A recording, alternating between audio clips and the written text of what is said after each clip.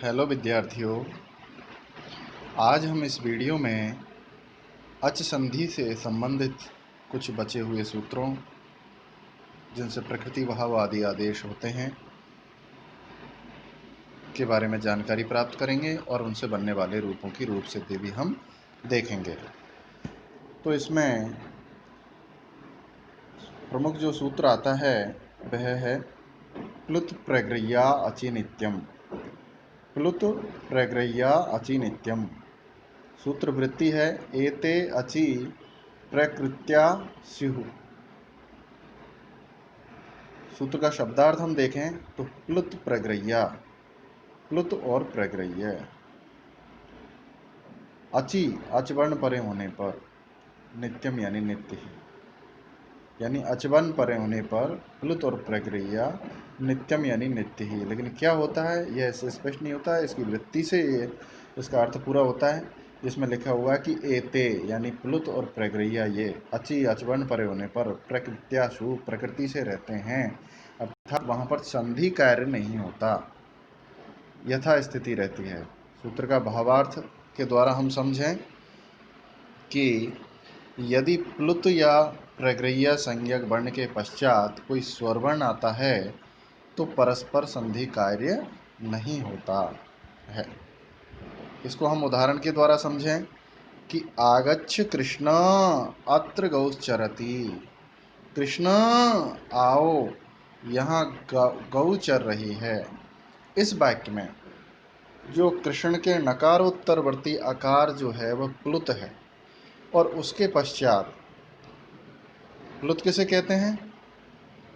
जब किसी को दूर से आह्वान करते हैं, बुलाते हैं, तो जो स्वर दीर्घ स्वर होता है, दीर्घ स्वर से भी अधिक समय जिसमें लगता है बुलाने में, दूर से आह्वान करने में एक लंबा स्वर का उच्चारण होता है, उसको हम प्लुत के सामान्य रूप से हम प्लुत कहते हैं। तो यहाँ पर कृष्ण को दूर से बुलाया जा रहा है, इसलिए कृष्ण में जो आकार है वह प्लुत है, और उसके पश्चात अत्र शब्द है। अत्र में प्रथम वर्ण अ यानी स्वर वर्ण आया है, अतः अ और अ मिलके दीर्घ संधि होती है सवर्ण अच अका सवर्ण दीर्घ सूत्र के द्वारा। किंतु ये प्लुत होने के कारण ये जो प्लुत प्रग्रह्य अचि नित्यम जो सूत्र है हमारा, इसके द्वारा यहाँ पर ये संधि कार्य नहीं होता, और संधि कार्य का निषेध हो जाने से अकः सवर्ण दीर्घ सूत्र से प्राप्त जो दीर्घ आदेश है अ प्लस बराबर आ, वह नहीं होता है, और हमारा प्रकृत रूप आगच्छ कृष्ण अत्र गौश्चरति रूप ही रहता है। और ये तो हुआ प्लुत का उदाहरण कि जहाँ प्लुत के बाद में अचवर्ण आए तो संधि कार्य नहीं होता प्लुत प्रग्रह्य अचि नित्यम के द्वारा। अब आता है प्रग्रह्य का। प्रग्रह्य क्या है, इसको हम आगे के सूत्र के द्वारा समझें और उसके उदाहरणों को भी हम देखेंगे। अगला सूत्र है हमारा ईदु दे द्विवचनम प्रग्रह्यम। प्रग्रह्य क्या है, यानी प्रग्रह्य संज्ञा करने वाला सूत्र है ये हमारा। ईदु दे दंतम द्विवचनम प्रग्रह्य संज्ञम स्यात्। ईदु दे ये संयुक्त वर्ण है, इसको हम इस प्रकार पढ़ेंगे ईत प्लस ऊत प्लस एत, यानी दीर्घ इकारांत, दीर्घ उकारांत और एकारांत जो शब्द हैं, और वे क्या होंगे? द्विवचन। यदि द्विवचन में दीर्घ इकारांत, उकारांत और एकारांत शब्द हो तो वो प्रग्रह्यम प्रग्रह्य कहलाते हैं, अर्थात उनकी प्रग्रह्य संज्ञा होती है। सूत्र का भावार्थ हम देखें कि यदि किसी शब्द का द्विवचन ईकारांत, उकारांत या एकारांत होगा तो वह प्रग्रह्य संज्ञक होगा, अर्थात वह प्रग्रह्य कहलाएगा। इसको हम उदाहरण के द्वारा इस तरह समझें कि हरि जो शब्द रूप है ये हरि शब्द का द्विवचन है, और ईकारांत भी है, ईकारांत भी है, अतः प्रकृत सूत्र से अंत्य ईकार की, प्रकृत सूत्र यानी ईदुदे द्विवचनम प्रग्रह्यम, इस सूत्र से उसके अंतिम जो ईकार है उसकी प्रग्रह्य संज्ञा हो जाती है। इसको हम इसके प्रकार सूत्र की सिद्धि से हम समझ सकते हैं कि हरि एतौ, तो हरि प्लस एतौ, तो हरि प्लस एतौ यहाँ पर हरि पद हरि शब्द का द्विवचन रूप है। अतः हरि शब्द का जो दीर्घ इकार है कि ईदुदे द्विवचन प्रग्रह्यम सूत्र से क्या हो जाती है, प्रग्रह्य संज्ञा हो जाती है। और जब प्रग्रह्य संज्ञा हो जाती है तो इको यणची सूत्र से जो प्राप्त यण आदेश है, क्योंकि ई के बाद में ए आया है तो नियम अनुसार इको यणची सूत्र से ई को यह आदेश होता है। किंतु प्रग्रह्य संज्ञा हो जाने के कारण प्लुत प्रग्रह्याचि नित्यम सूत्र द्वारा उस यणादेश को निषेध होकर प्रकृति भाव हो जाता है, अर्थात कोई परिवर्तन नहीं होता, यथा स्थिति रहती है। इसलिए हरि एतौ यह रूप हमारा सिद्ध होता है। इसी प्रकार विष्णु इमौ, विष्णु प्लस इमौ, यहाँ पर इको यणची सूत्र द्वारा उ प्लस ई को यणादेश प्राप्त होता है। किंतु विष्णु शब्द का द्विवचन रूप होने के कारण ईदुदे द्विवचनम प्रग्रह्यम इस सूत्र से ऊ की प्रग्रह्य संज्ञा होकर प्लुत प्रग्रह्याचि नित्यम सूत्र से संधि कार्य का निषेध हो जाता है और हमारा विष्णु इमौ यह रूप हमारा सिद्ध होता है। अब एकारांत का उदाहरण हम देखें तो गंगे अमौ, अमु, गंगे अमु, गंगे प्लस अमु, यहाँ पर गंगे जो पद है ये गंगा शब्द का द्विवचन रूप है। अतः ईदुदे द्विवचनम प्रग्रह्यम सूत्र से गंगे शब्द के एकार की प्रग्रह्य संज्ञा हो जाती है और प्रग्रह्य संज्ञा होने पर यहाँ कौन सी संधि होने वाली थी, एंगः पदांतदति सूत्र से पूर्व रूप प्राप्त होता है।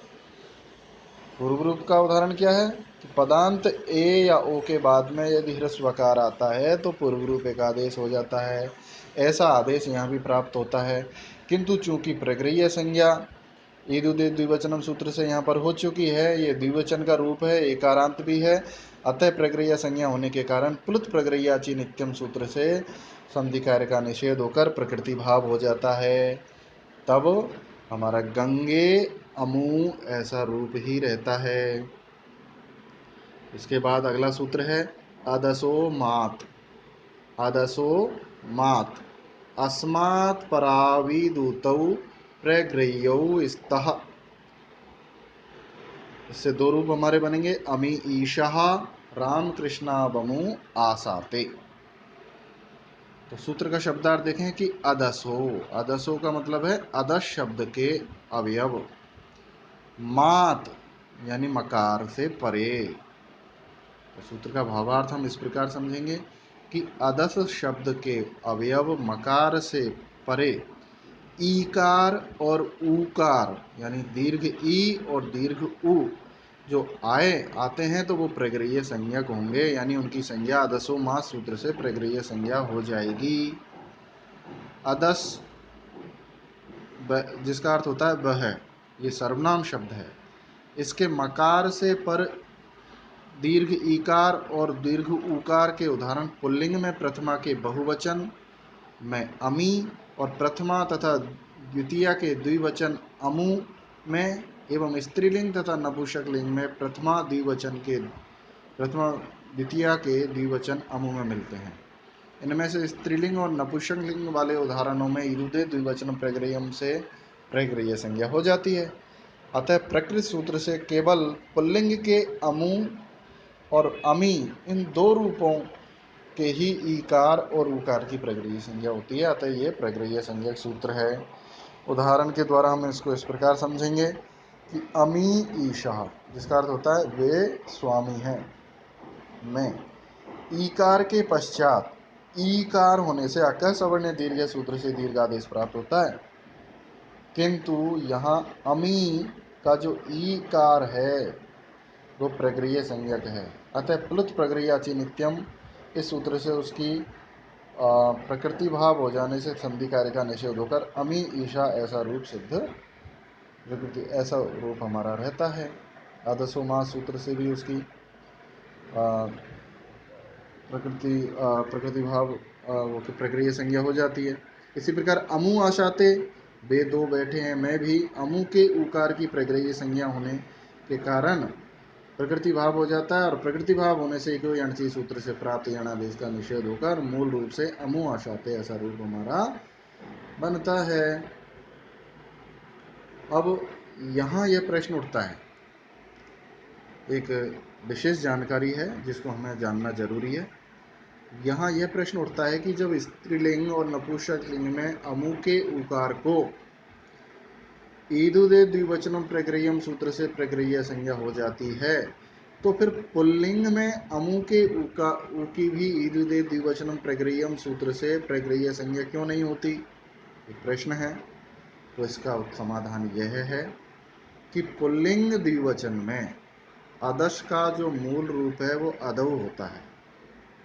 इस अदौ के दकार और औकार को अदसो असेर दादू दोमह सूत्र से क्रमशः मकार और उकार हो अमु रूप बनता है, किंतु अदसो असेर दादू दो में सूत्र जो है वो त्रिपादिका होने से, अष्टाध्यायी के अंतिम 3 पादिका होने से पूर्वात्रा सिद्धम परिभाषा से ईदुदे द्विवचन प्रक्रियम की दृष्टि में ये असिद्ध हो जाता है।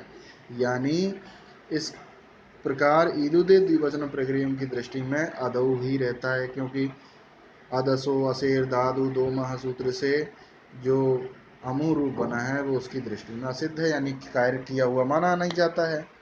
तब औकारांत होने से ईदुदे द्विवचन प्रक्रियम सूत्र यहाँ प्रवर्त नहीं होता, किंतु स्त्रीलिंग और नपुंसक लिंग में अमु के विषय में ऐसा नहीं होता, वह मूल रूप से अदे होता है। अतः अदसो असेर दादू दोमा सूत्र असिद्ध होने पर भी एकारांत होने से ईदुदे द्विवचनम प्रक्रियम सूत्र से प्रक्रिया संज्ञा हो जाती है। तो इस प्रकार हमने आज प्रकृति भाव संधि के बारे में और उससे संबंधित सूत्रों के बारे में समझा। यदि फिर भी आज के विषय से संबंध में कोई प्रश्न हो तो अपनी जिज्ञासा अवश्य प्रस्तुत करें। धन्यवाद।